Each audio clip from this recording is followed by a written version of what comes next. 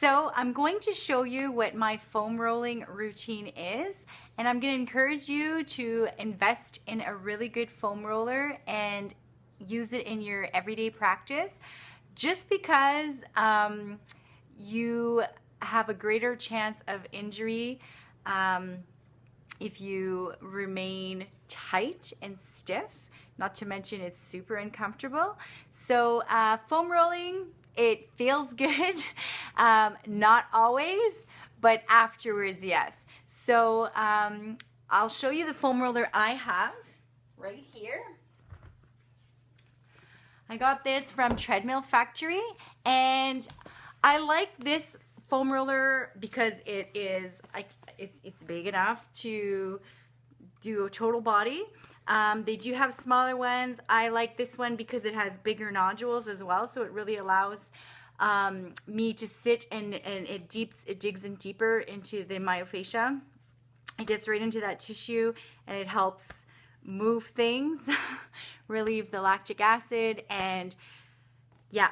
So when you're tight, it does not feel good, but the more you do foam roll, the better it will be. So I'm gonna show you what my circuit looks like. So to start out with, I'm gonna roll my quads. So what I'm gonna do is just come on down to it and roll.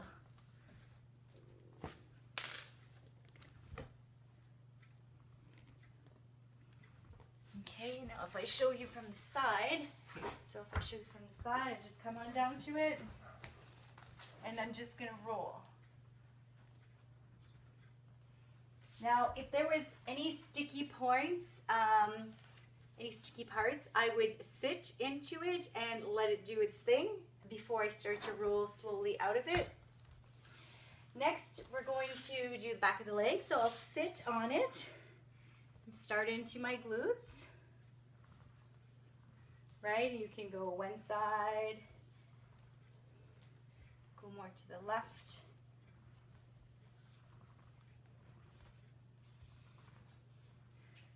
Go down to the right.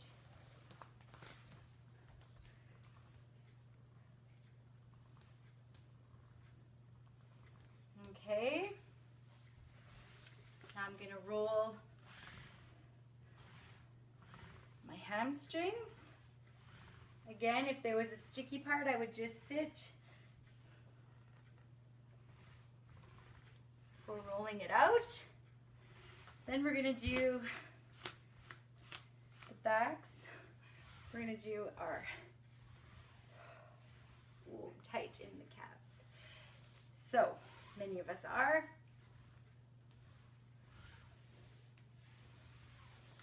All right. Now we're going to get into the IT band. So when we get into the IT band, I like to use one supporting foot, supporting leg. So you're going to get on into the side. Oh yes, right there.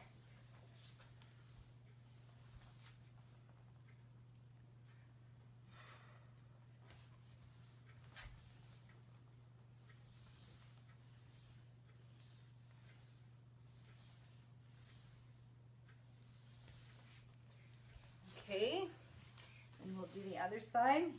Now, as I said, sticky parts, it's really good that you just sit into them.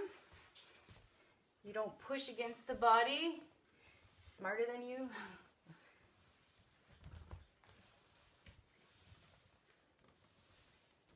But you just gotta treat it with kindness.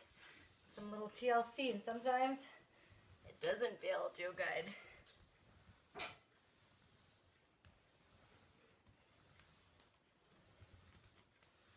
Awesome.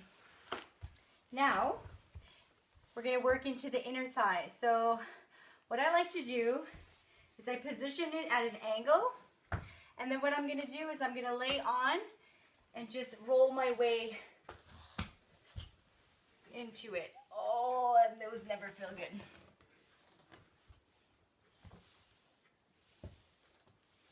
So again, just really paying attention to how this feels. which is not pleasant at this moment. Do the other side. Actually, doing inner thighs is never quite pleasant with the foam roller. Ugh.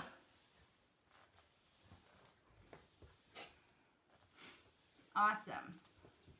Next, what I like to do is foam roll. You can foam roll your back. Make sure you watch out for your hair. I'll show you from the side. So what I like to do is just nice and slowly. This is really good for opening it up as well if you want to get into some back bridges. Nice and slow, nice and slow.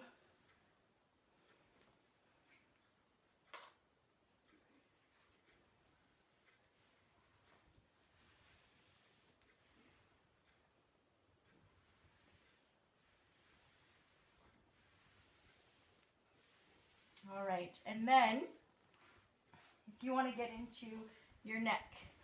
So what I like to do is I just lay and I'll slowly roll my head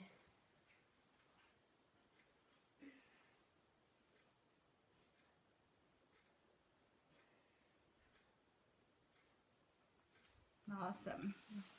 Now you can also foam roll into your lats. So what you do is you position yourself in a way where you're able to have your palm face up and you slowly guide into it. And then if I just sit and I track with my palm face down, then face up, tight.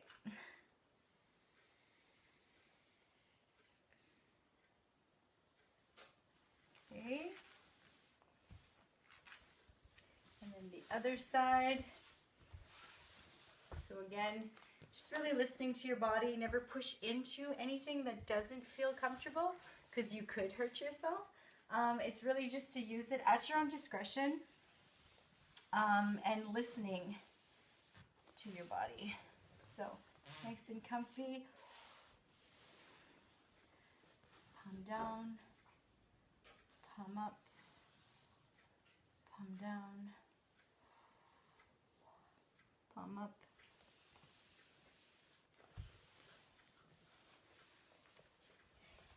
And that is how you foam roll. You can do your feet as well. I would recommend positioning yourself up against a wall so that you can hold on to the wall and do 1 foot at a time, okay? I don't think it would be a smart idea to get with both feet unless you have awesome coordination and balance. But for somebody who could be clumsy like me, I would just position myself up against the wall, holding on 1 foot at a time. So give it a try and let me know if you see a difference in your overall strength performance, endurance, recovery, and put it in your practice.